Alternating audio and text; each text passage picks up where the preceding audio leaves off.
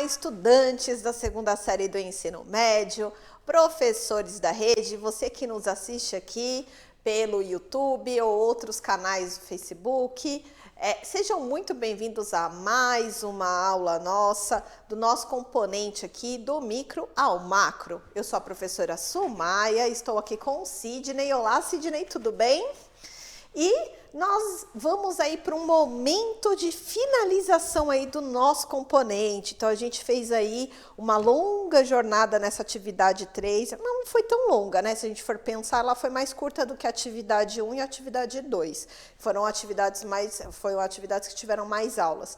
Mas a gente teve uma jornada, acho que mais intensa em questão de conteúdo, se vocês concordarem comigo, e acredito que vocês concordarão, né? A gente falou de coisas mais específicas de química, para a gente poder entender e contextualizar esse aprofundamento. Então, a gente realmente aprofundou na química para trazer essa relação com o que a gente está falando nessa atividade 3. Então, vamos lá retomar qual é o momento que nós estamos. Então, a aula de hoje, nós temos a atividade 3, aula 9, sistematização, parte 1, porque teremos parte 2, porque o assunto foi longo, certo? Bom, o nosso aprofundamento é Ciências em Ação, a área de Ciências da Natureza e suas tecnologias, e a unidade curricular 2 desse nosso aprofundamento, projeto Vida ao Extremo. E claro, nosso componente que eu já apresentei para vocês, do micro ao macro. Belezinha? Bom, e claro, né, a gente já não pode deixar, se eu já apresentei qual é a aula, qual que é o momento para vocês, então tudo isso tem que estar anotado no diário de bordo de vocês. Coloquem a data que vocês estão assistindo a esse vídeo, o nome da aula que eu já apresentei para vocês, o título, né, as dúvidas que vão surgir aí durante a aula, que vocês possam estar levando para os professores de vocês, se vocês estão assistindo em casa, ou dentro da sala de aula, quais são as dúvidas que vão surgindo no decorrer da aula, belezinha? E, claro, no final da aula, não esqueçam de avaliar a aula positivamente, claro, né? Eu espero que vocês gostem dessa aula. Então, a gente vai fazer uma retomada aí sobre o nosso conteúdo. Tudo que a gente já viu, colocando aí sobre o assunto que nós estamos falando. E, claro, a gente precisa sempre estar colocando aí quais são as habilidades que nós estaremos trabalhando com vocês. Então, as nossas habilidades estão aí para vocês. M13CNT 202, M13CNT 301, depois MIF-CNT 01, MIF-CNT 02, depois MIF-CNT 03, MIF-CNT 07, tá certo? Essas são as habilidades dos nossos eixos estruturantes aí para o nosso aprofundamento, beleza? E claro, nós estamos também na atividade 3, em qual momento? Nesse momento da sistematização, galerinha. Então, a gente está finalizando o nosso conteúdo aí, compondo aí tudo que a gente já viu e organizando, concatenando aí os pontos principais do que a gente aprendeu, nos aprofundamos aqui nessa atividade, beleza? Bom, então olha o nosso roteiro aí como foi longo. Da aula 1, onde a gente começou com o processo da introdução, até chegar na aula de hoje, aula 9, sistematizando a atividade 3, beleza? Então tá aí o nosso percurso para vocês, e quem não assistiu às aulas anteriores, assistam, tá? Que tem bastante coisa interessante. Objetivos da aula de hoje, então, é a gente sistematizar o nosso conhecimento obtido na unidade 3, na atividade 3, né? Sob a forma de revisão e seleção desse conhecimento interdisciplinar, beleza? Então, é isso que nós vamos ver hoje. Estão aí preparados para o nosso roteirinho? Bom, então a gente começou falando aí, introduzindo a atividade, falando sobre o momento das alturas. Então eu trouxe aí para vocês os picos, né, que nós temos aí, os mais altos, né, e a gente começa, e aonde estão cada um deles, e falamos mais aí especificamente do Everest. Mas a gente tem o Aconcagua aqui na América do Sul, que é um dos maiores, o Kilimanjaro, que é na África, né, na Austrália lá o Kosciuszko, né? Nossa, tem uns nomes diferentes. Nós temos outros aí demais, mas a gente falou principalmente do Everest, né? O Aconcagua também tem, eu li um pouco, eu espero que vocês tenham feito pesquisa aqui também sobre os picos da América do Sul. O Aconcagua, ele é perigoso de ser escalado também, né? Se você for ver, você sempre vai ver que tem uma quantidade de mortes, assim, durante o período, a questão da escalada. Essas mortes, elas podem ser diversas, né? Desde alguém que se aventura a subir ou tentar fazer uma escalada sem oxigênio, a gente viu a importância do oxigênio até num exercício que a gente resolveu na aula passada, certo? Da hemoglobina oxigenada que cai. E vimos também que, por exemplo, comentei com vocês que em casos de avalanche também, muitas vezes, infelizmente, se você não consegue ter um momento aí de se proteger dela, acaba vindo diretamente, né, nas pessoas que estão escalando, beleza? Bom, então vamos começar aí quando a gente falou sobre a altitude. Uma coisa importante que eu trouxe para vocês sobre a altitude é a questão da pressão atmosférica, né? A gente viu a pressão pode ser alta ou baixa. Qual é a pressão atmosférica quando a gente fala na altitude? A pressão baixa, tá certo? Então, a gente falou que a pressão baixa é por conta da quantidade de gases disponíveis. A porcentagem continua a mesma, mas a quantidade de partículas disponíveis é menor quanto mais alto nós vamos. E com isso, causa-se o mal das alturas, que é conhecido como hipoxia, ou mais popularmente chamado como soroche, tá? Causado, então, por essa quantidade de oxigênio que diminui no meio ambiente de acordo com a altura que você vai subindo, belezinha? Trouxe para vocês aí quais eram os sintomas, dores de cabeça, tontura, falta de ar, ânsia, né, de vômito e por aí vai. E aí mostrei, trouxe uma fotinho, né, do meu arquivo pessoal para vocês observarem aí a altitude que eu estava, aí é mais ou menos 3.000 metros, né, nessa altitude aí no Canhão de Colca, né, que é chamado essa região aí no Peru. Tá certo? Então, super bacana que eu pude estar aí, espero que vocês também possam ter algum momento de alguma viagem de vocês, que vocês tenham a possibilidade de ir em lugares mais altos e perceber essa diferença, né? Que realmente não passei mal, não tive dor de cabeça, nem tontura nesse local, mas em um dos locais que eu fui passear, eu tive sim. Tá? Então, não vou falar assim, olha, eu fiz tudo e não tive nada. Não vou estar mentindo para vocês. E a questão aqui não é mentir. Eu tive, sim, um dos problemas, e foi num dos passeios que eu mais queria, mas era 5.000 e tantos metros, 5.100, 5.200, que é o chamado das Montanhas Coloridas, que tem também lá no Peru. E não consegui chegar nas Montanhas Coloridas. Não cheguei a ver, pessoal, porque eu não consegui terminar o passeio, porque eu comecei a passar mal. Aí eu tive que voltar, né? Porque era isso ou piora. E aí, como eu estava distante, né? A distância de um hospital ali para qualquer outra coisa que pudesse acontecer, era de quase 5 horas. Só de carro, para você conseguir chegar no hospital. Então, assim, é muito perigoso mesmo. Quando você se aventura para esse lugar, vocês precisam estar com um preparo físico, né? Eu fiz um preparo físico, né? Não foi o mais adequado, mas foi um mega rápido para poder conseguir fazer as minhas trilhas, porque eu gosto de fazer coisas assim no meio da natureza, beleza? Bom, mas voltando aqui, né? Saindo um pouco dessa questão pessoal, trazendo para vocês, o momento da gente recordar, e a gente recordou o quê? A gente recordou algumas habilidades da formação geral básica da primeira série e da segunda série deste ano que vocês tiveram e do ano passado, portanto. Então, nós vimos reações químicas, formação de novas substâncias, tá certo? Então, aí a gente teve as diferenças nas equações, que são representações das reações químicas, dadas pelas equações, e o que diferencia uma equação é justamente um lado que são os reagentes e o outro lado que são os produtos, dados pelas setas. E aí nós temos dois tipos de setas diferentes. Uma seta que vai direto, mostrando a reação direta, e uma outra seta que é a seta dupla que a gente vai, a seta que vai e a seta que volta, que é utilizada justamente para o equilíbrio químico. Ao lado esquerdo dessa reação, então antes da seta a gente coloca, seria os reagentes, beleza?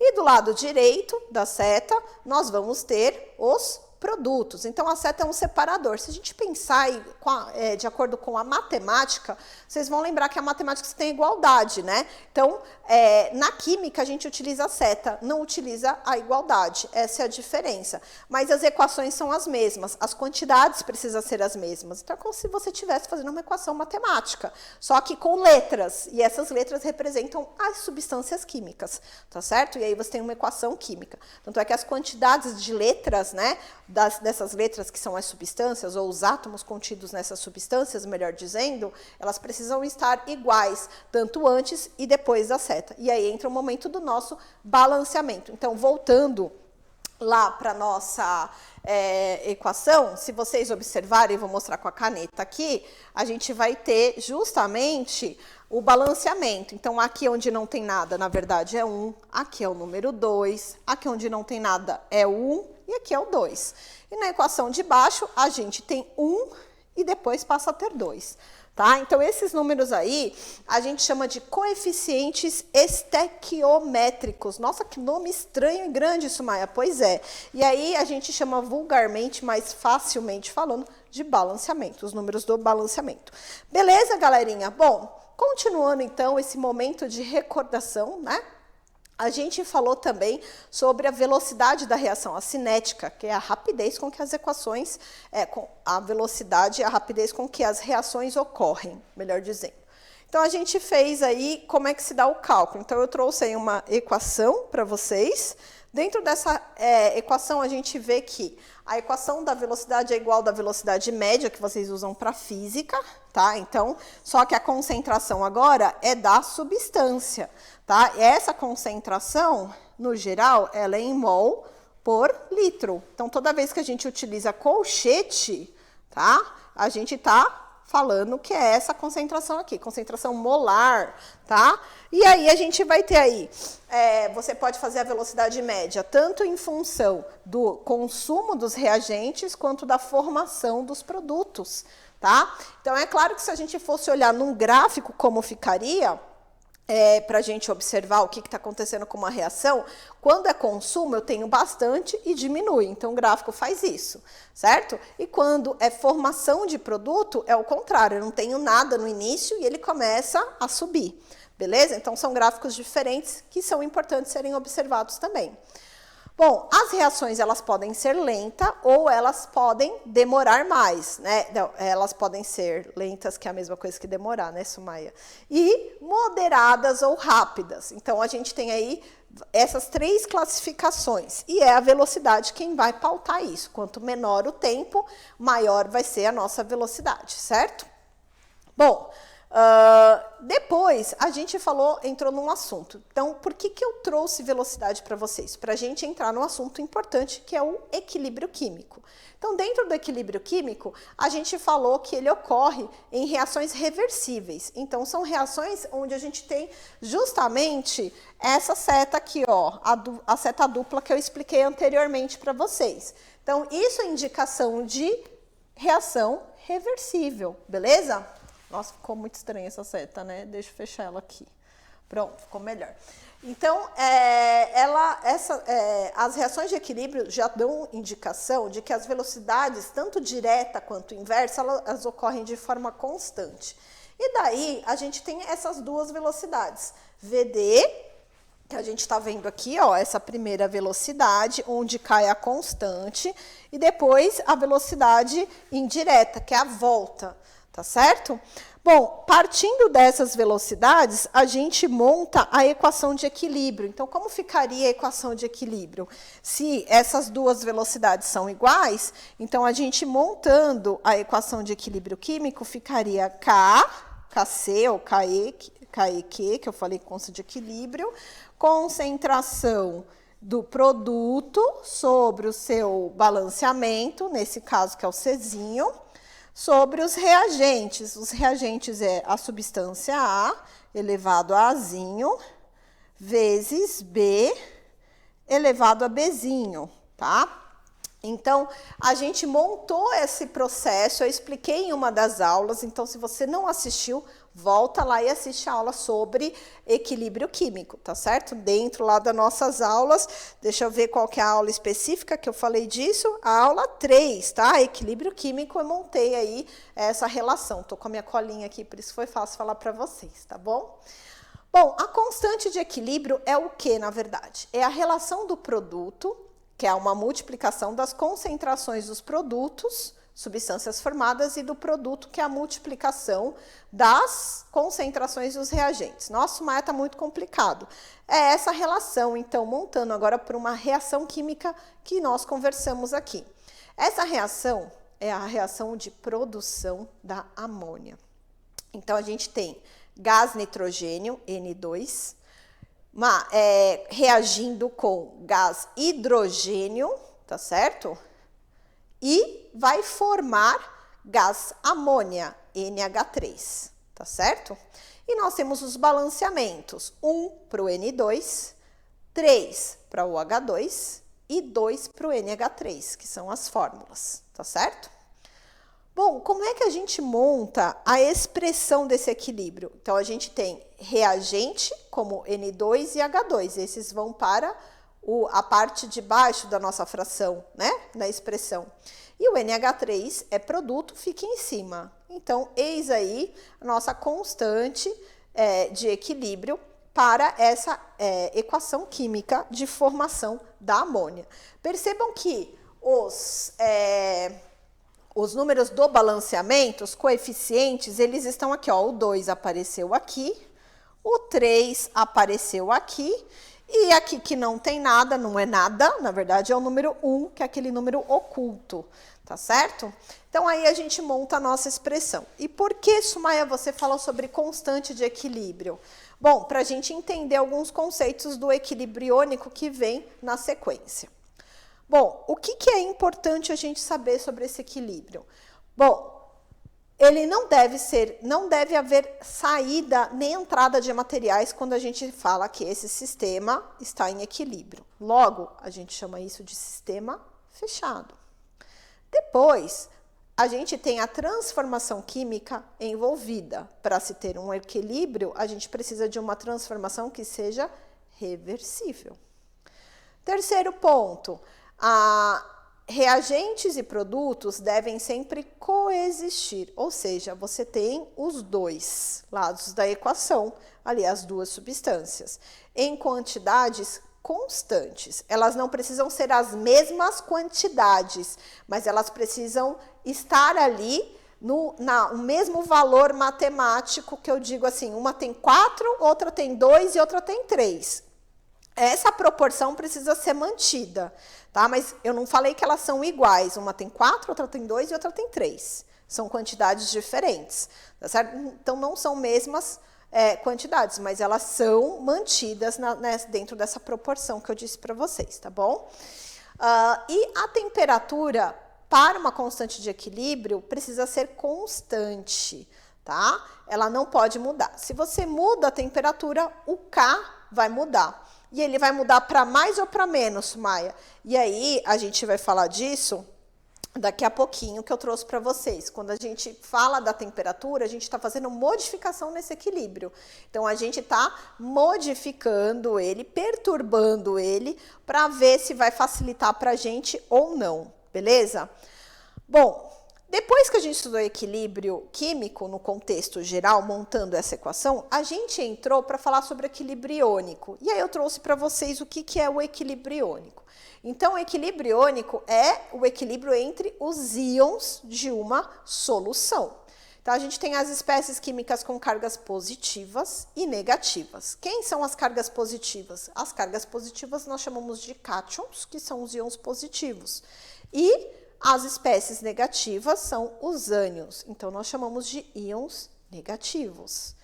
Bom, esses íons, quando a gente fala de substâncias iônicas, nós temos elas provenientes de sais minerais, em sua grande maioria, tá certo?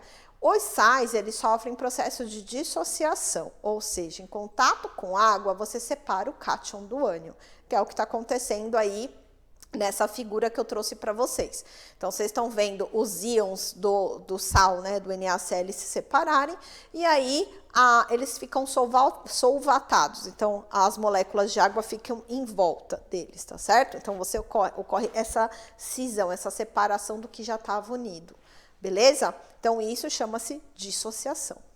Depois, nós temos aí, no equilíbrio iônico, substâncias moleculares também.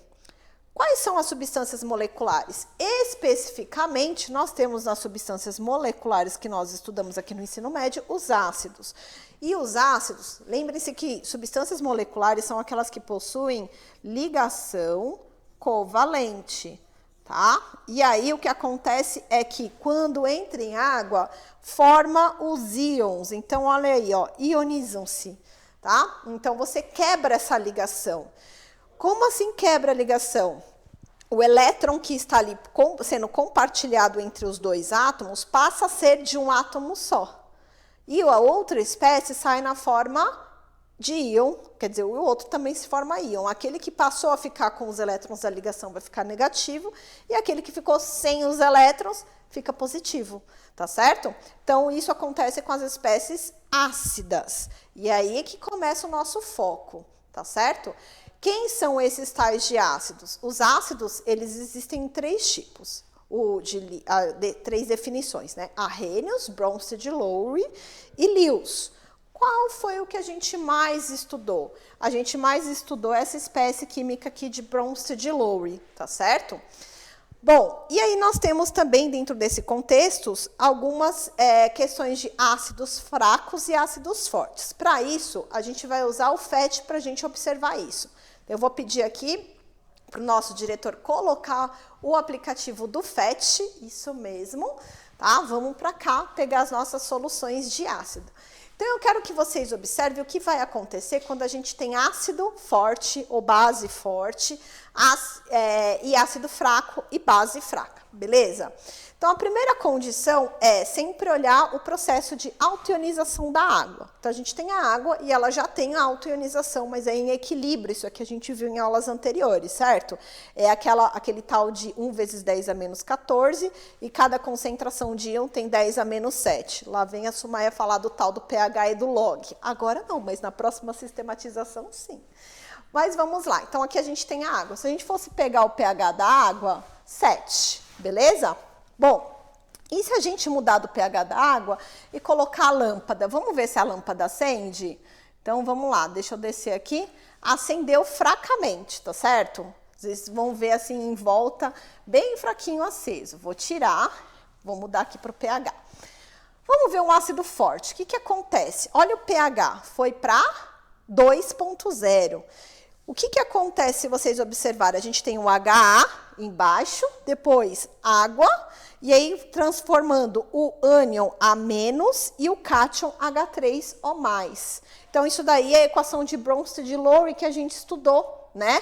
A gente só precisava ter o retorno dela aqui nessa equação. Mas como é um ácido forte, tudo que está na forma HA vai para a forma de H3O+ e a menos, tá certo? Bom, e o que acontece se eu mudar isso para a água aqui, ver como é que vai ficar a luzinha? Percebam que a minha intensidade de força dos íons é tão grande que eu consigo conduzir melhor a corrente elétrica. Lá na água, a condução não vai ser pura, não vai ser muito boa. Mas aqui a condução é excelente. Você vê a lâmpada acender assim, que é uma beleza. Bom, vou tirar e vou voltar de novo agora para um ácido fraco. Vamos ver o pH desse ácido fraco, 4,5. Outra coisa que eu gostaria que vocês observassem é a equação embaixo. Embaixo, agora nós temos a seta dupla, justamente para mostrar que esse ácido fraco, ele pode tanto estar na condição ionizada, como também voltar para a forma molecular, tá certo? Então, as duas partes coexistem nesse tipo de reação, porque o ácido fraco ele tem uma vaga tendência a ir para a forma ionizada, ele prefere ficar na forma molecular.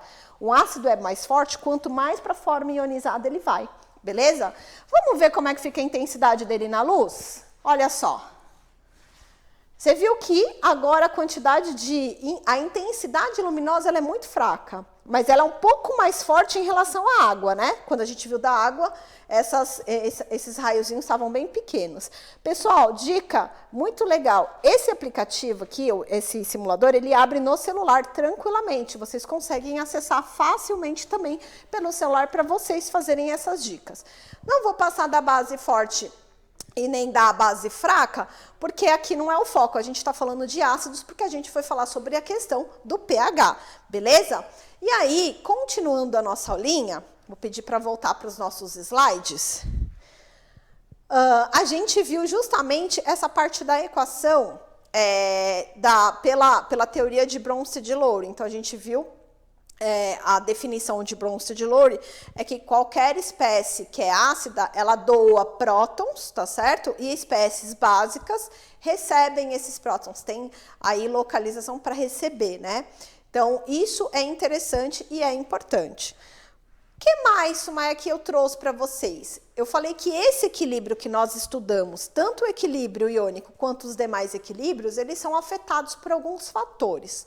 Quais são esses fatores? O primeiro era a concentração. E aí eu trouxe para vocês uma balancinha, né? Vocês lembram da minha balança? Minha balança era verde, laranja e branco, né? Eu lembro até das cores para lembrar para vocês. Então, nessa aula de concentração, eu mostrei para vocês que a concentração ela é uma quantidade. Então, quando você aumenta de um lado, o outro lado fica com menos. Então, o que ele faz? Vai jogar onde você aumentou para o outro lado. Se você diminui um dos lados da equação, a tendência é aquele que acaba tendo mais, você diminuiu de um lado, mas o outro acabou tendo mais, ele vai jogar para o lado que você retirou, que você diminuiu. Então, a perturbação, quando é feita dentro de um equilíbrio químico, existem essa relação onde o próprio equilíbrio vai tentar minimizar a perturbação efetuada. E isso a gente chama de princípio de Le Chatelier, tá certo? Ou fatores que afetam o equilíbrio químico. A temperatura, eu também trouxe para vocês. Na temperatura, a gente falou sobre o quê? Que se a temperatura mudasse, o K mudava. E justamente, depende principalmente se a reação é endo ou exotérmica. Sumaia, o que é endo e exotérmica? Endo são reações químicas que absorvem calor. Exo são reações químicas que liberam calor. Exo para fora, endo para dentro. Tá certo? Então, quando a gente ingere alimento, as reações geralmente são o quê?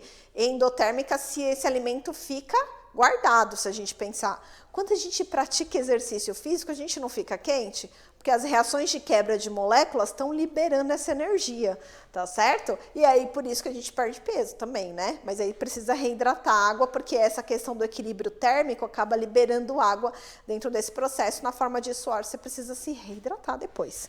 Mas vamos lá. Então, entendendo um pouco sobre essa relação da temperatura.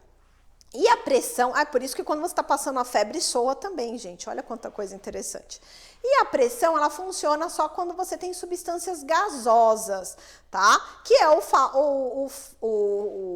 que a gente vai comentar muito mais na próxima atividade 4.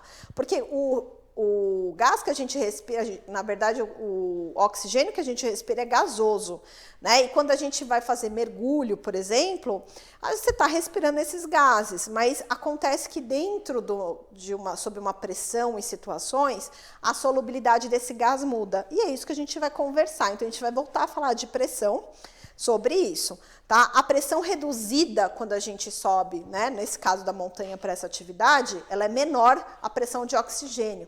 Então, o que faz com que você tenha menor quantidade de hemoglobina oxigenada. E aí você não tem tanta oxigenação nas células, o que vai causar fadiga muscular, o cansaço, aí começa a dar tontura, né? Pode levar até perda de consciência, beleza? Então, olha só o quanto esse equilíbrio, esses fatores, eles são importantes para serem estudados dentro do nosso corpo, beleza? E aí, finalizando, gente, cereja no bolo, vamos lá ver o que a gente falou hoje e vamos continuar na próxima aula.